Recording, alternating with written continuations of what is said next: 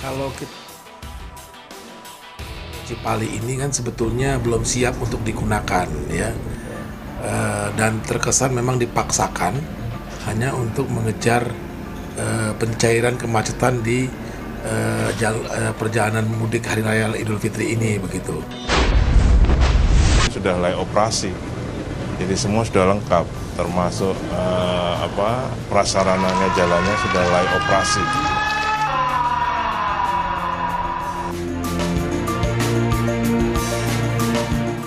Pemirsa, menjadi tumpuan harapan untuk mengurai kemacetan arus mudik, tol Cikopo Palimanan juga menghadirkan ancaman jiwa. Hanya dalam 3 pekan pertama sejak beroperasi, tol ini sudah menelan 12 korban jiwa. Selama 30 menit ke depan kami hadirkan ulasannya dalam Metro Highlight. Saya Putri Ayu Nifas.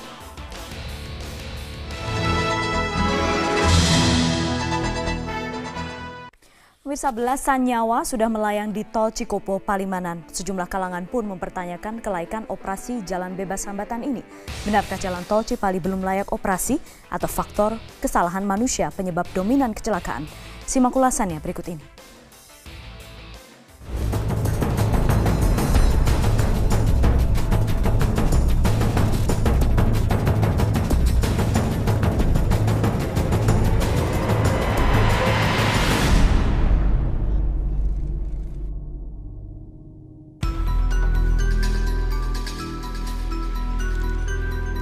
Sejumlah anggota Direktorat Lalu Lintas Polda Jawa Barat bersama Satuan Lalu Lintas Polres Majalengka tampak berkumpul di ruas jalan tol Cikopo Palimanan.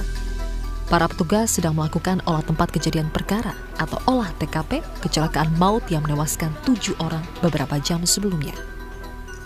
Setelah ada benturan dengan bagian belakang, si mobil putar arah ke belakang. Ini pertama putarannya. Kecelakaan bermula dari mobil minibus yang datang dari arah Jakarta menuju Cirebon. Mobil yang ditumpangi 11 orang ini mencoba menyalip mobil di depannya melalui bahu jalan. Saat menyalip itulah, pengemudi minibus tidak melihat adanya truk pengangkut semen yang sedang berhenti di bahu jalan. Akibatnya, mobil minibus menabrak truk itu hingga terpental ke median jalan. Seketika mobil meledak dan terbakar. Akibat kecelakaan ini 7 orang meninggal dunia, sedangkan 4 penumpang lainnya saat itu mengalami luka bakar. Menurut salah seorang penumpang yang selamat, kecelakaan ini diduga akibat sopir minibus mengantuk sehingga tidak mengetahui adanya kendaraan di depannya. Kecelakaan maut ini menambah daftar panjang kecelakaan tol Cipali. Data Korlantas Polri mencatat sejak diresmikan hingga Senin lalu sudah ada 54 kecelakaan terjadi di ruas jalan sepanjang 116 km ini. Dari jumlah itu, korban yang meninggal dunia 12 orang, luka berat 11 orang, dan luka ringan 52 orang. Kerugian material diperkirakan mencapai 818 juta rupiah.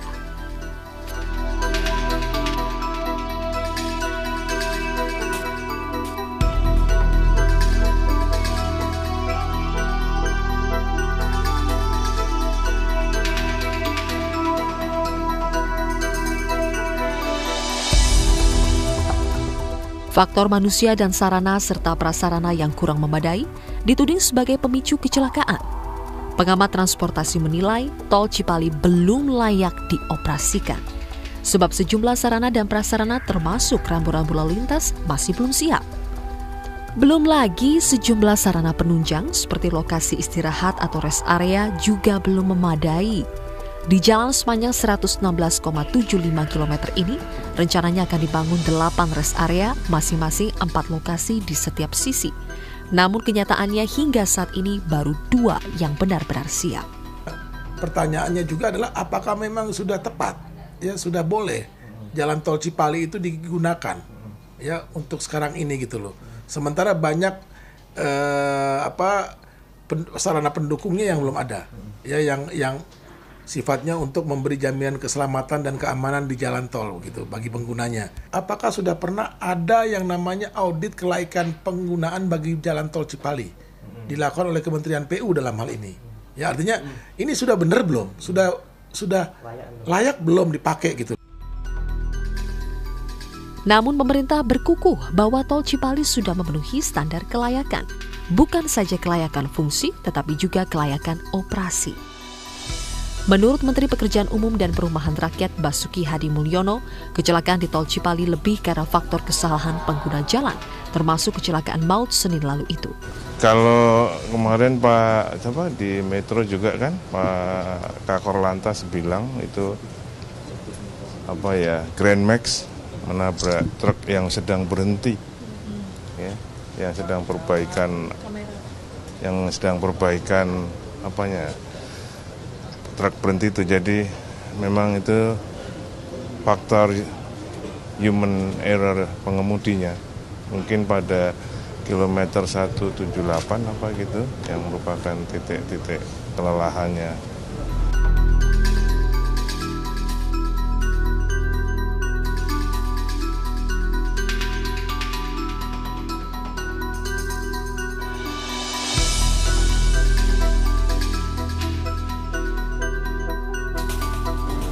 Kelayakan itu ada dua, layak fungsi dan layak operasi. Ya. Kalau layak fungsi itu yang kalau mungkin misalnya belum lengkap betul, tapi karena darurat difungsikan. Tapi kalau ini sudah layak operasi, jadi semua sudah lengkap, termasuk prasarananya, jalannya sudah layak operasi, ya, termasuk misalnya mobil dereknya, ambulansnya, rumah sakit rujukannya, semua sudah lengkap, jadi layak operasi. Tingginya kecelakaan di ruas tol baru ini memang harus diwaspadai, baik oleh pengguna, pengelola, maupun pemerintah. Pengelola jelas wajib melengkapi sarana dan prasarana jalan tol, sebab ini bagian dari hak pengguna jalan yang sudah membayar. Di pihak lain, pengguna juga harus ekstra waspada untuk menghindari kecelakaan. Salah satu yang harus diwaspadai tol Cipali ini sangat panjang, lurus, dan mulus. Ini menggoda pengguna untuk menggeber kendaraan hingga kecepatan maksimum. Jalanan yang mulus dan landai juga bisa memicu kantuk. Karena itu pihak kepolisian meminta pemerintah dan operator segera memasang pita kejut agar pengemudi tidak terlena. Itu sudah ada rekomendasi dari Korlantas untuk pengelola supaya memperbanyak menambah rambu-rambu batas kecepatan. Kemudian kita juga sarankan ada pita pengejut pada exit-exit maupun pada menjelang rest area. Hal lain yang harus diwaspadai adalah masih minimnya penerangan dan rambu-rambu lalu lintas serta belum adanya pembatas jalan di antara jalur yang berlawanan. Yang tak kalah mengkhawatirkan adalah masih adanya binatang liar yang tiba-tiba menyeberang. Kasus menyeberangnya binatang liar ini pernah memicu kecelakaan beberapa waktu lalu. Nubruk bagong, celeng. Emang di kilometer berapa tadi? Kilometer 128. Tadinya itu celeng di pinggir, terus lari ke tengah. Ada berapa ekor, Pak? Kita lihat sih satu, tapi yang depan kan sempat nubruk juga, seri pickup tuh. Yang lihatnya 3. Berbagai potensi kecelakaan yang masih tinggi, baik karena masih minimnya sarana dan prasarana penunjang maupun kesalahan manusia, memicu munculnya desakan agar pemerintah menunda pengoperasian tol Cipali. Jika tetap dibuka, harus dipastikan ada petugas siaga dengan jumlah memadai. Kalau memang itu masih mau tetap dipergunakan, harus ada sistem pengamanan. Petugas harus ada di mana-mana. Ya, petugas harus di mana-mana, apalagi nanti pas arus mudik lebaran itu padat dan jalannya belum steril, tidak ada penerangan jalan, itu kan berbahaya. Makanya harus ada penambahan petugas sepanjang jalan. Ya, itu satu. Kedua, jangka menengahnya harus diaudit betul. Ya, diaudit betul penambahan fasilitas pengamanannya. Musim mudik sudah tiba dan volume pengguna jalan tol Cipali menunjukkan jumlah signifikan. Jika tidak ingin ada korban jiwa lagi, pengelola dan pemerintah harus meningkatkan pelayanan. Jika tidak, mereka bisa dituntut pengguna yang sudah membayar untuk menikmati layanan tol Cipali. Pemirsa, bagaimana lika-liku pembangunan tol Cikopo Palimanan ini? Kami sajikan ulasannya sesaat lagi.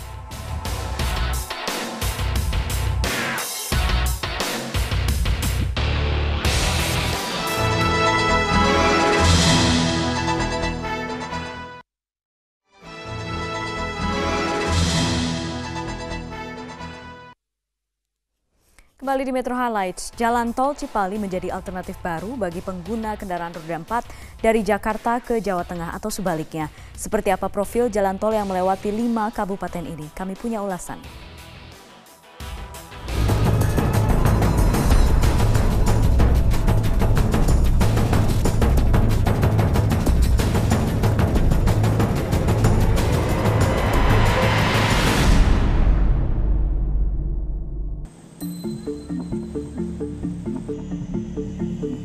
Hari Sabtu 13 Juni, sebuah helikopter Super Puma mendarat di pintu tol Cikopo, Kecamatan Bungur Sari, Kabupaten Purwokerto. Helikopter ini membawa rombongan Presiden Joko Widodo. Agenda Presiden Joko Widodo kali ini adalah meresmikan jalan tol Cikopo Palimanan yang memiliki panjang 116,75 km.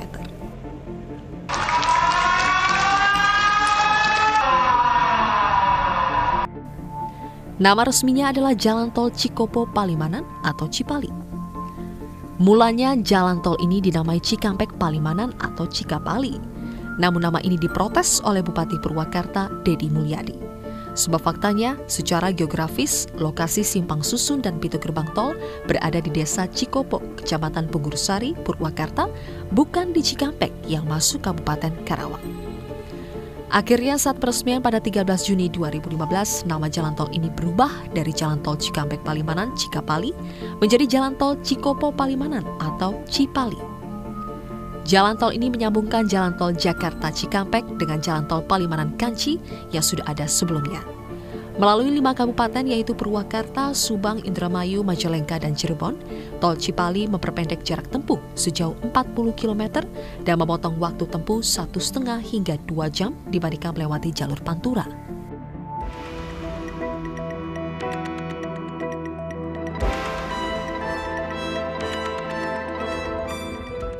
Jalan tol Cipali dibangun di atas lahan seluas 1.080 hektar dan terbagi menjadi 6 bagian.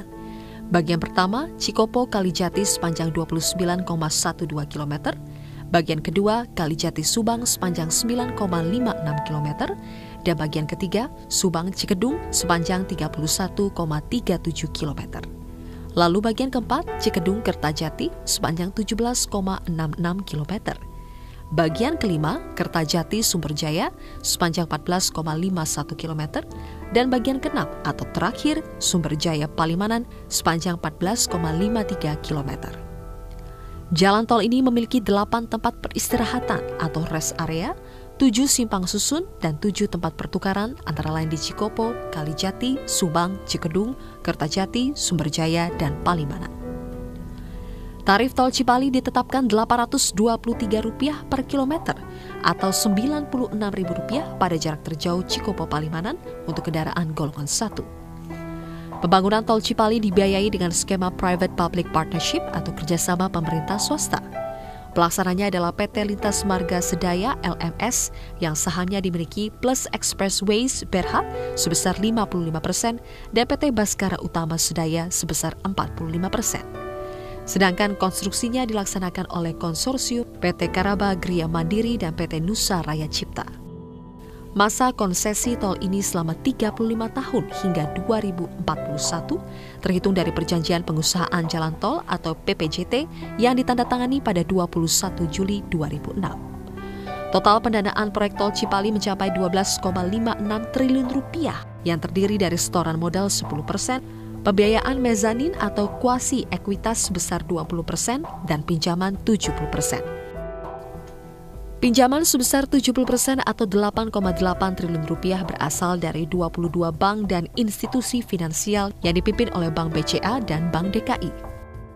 Perjanjian fasilitas pinjaman ditandatangani pada 26 September 2012 untuk jangka waktu 15 tahun.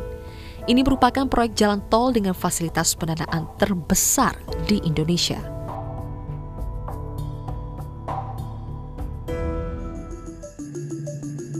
Sebenarnya ide pembangunan tol Cipali sudah ada sejak kepemimpinan Presiden Soeharto.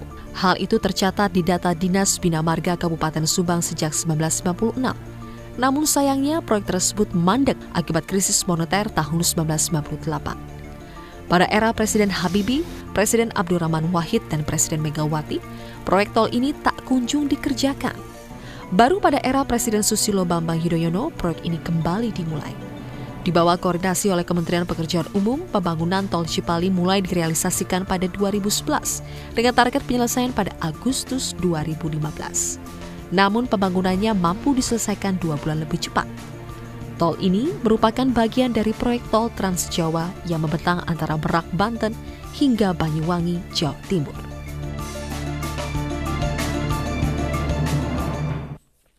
Pemirsa, tol Cikopo Palimanan diresmikan lebih cepat dan ini dilakukan untuk mengurai kemacetan di Pantura. Seberapa besar efektivitasnya? Sesaat lagi di Metro Highlight.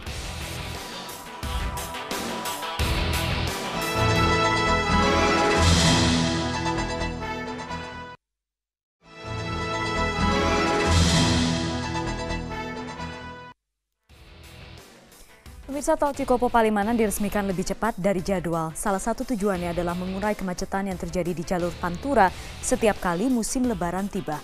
Seberapa efektif tol Cipali mengurai kemacetan mudik Lebaran? Simak ulasannya berikut ini.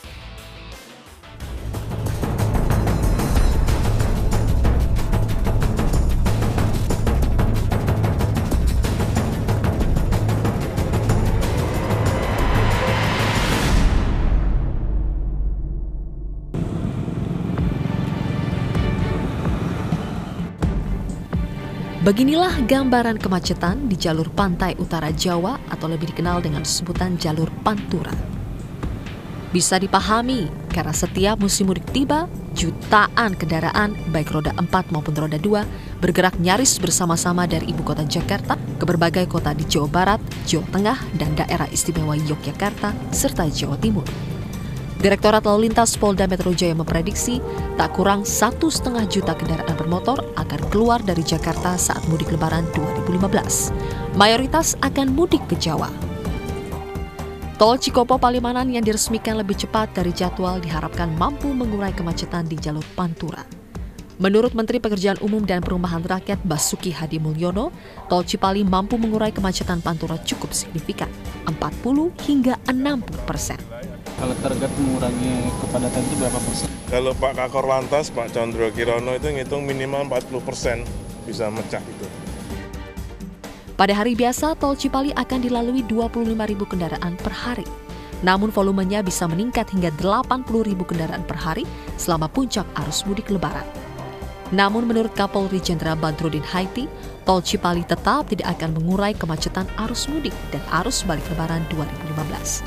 Kapolri memperkirakan tol yang melintasi Kabupaten Purwakarta, Subang, Indramayu, Majalengka sampai Cirebon tersebut hanya mampu mengurangi sedikit beban kemacetan di jalur lama dari Cikampek sampai Cirebon. Oleh karena itu, Polri tetap menyiapkan personil untuk mengamankan dan mengatur laju kendaraan selama arus mudik.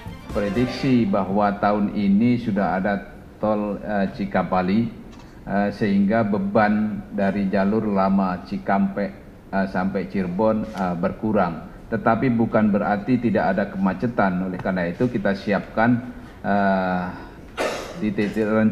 rencana pengamanan dan pengaturannya di sana. Keampuhan tol Cipali untuk mengurai kemacetan jalur Pantura memang masih dalam tanda tanya.